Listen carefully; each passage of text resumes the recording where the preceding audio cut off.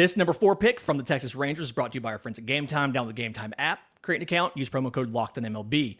With the number 4 pick in the draft, the Texas Rangers have picked Wyatt Langford, the outfielder out of Florida. And this Texas Rangers team is the only contender up here in the very top of this draft. Something where, I mean, Wyatt Langford went nuclear in the College World Series, batted .375, 3 home runs, which is not easy in Omaha, had 9 RBIs. And on the season, Wyatt Langford had some of the best power production of any Power 5 player. The question for me with Wyatt Langford is looking at the defense. We know the power is going to be plus to even higher than that. The good comparison here is George Springer as far as the talent. I mean, he obviously tons of power. He's not the same size as Springer. Springer's just massive, but he walks. He's a patient hitter. Has great game power, but defensively is probably, I think, a tick below where Springer is. It's probably confined to a corner. We saw him have some noteworthy trouble in Omaha in left field, although it is hard to play outfield in Omaha. But I watched him in center some this year, and it felt like he struggled in center and then could never really beat out whatever options were there for center field with Florida. Wyatt Langford going forward, is this an offensive, like a left field only or DH kind of profile?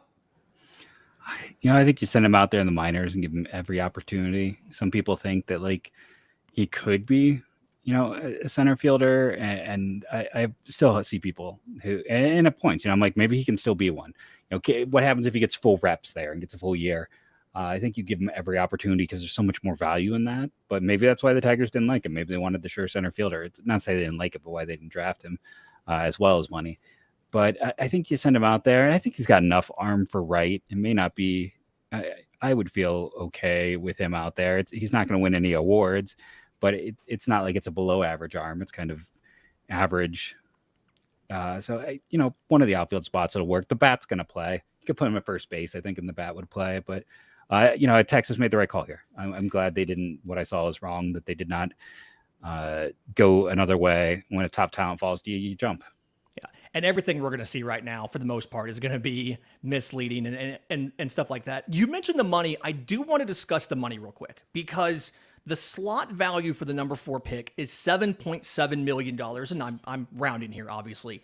But the Rangers don't actually have a ton of money. Their entire bonus pool is $9.9 million because they lost a second-round pick and a third-round pick because they signed Jacob deGrom and Nathan Eovaldi.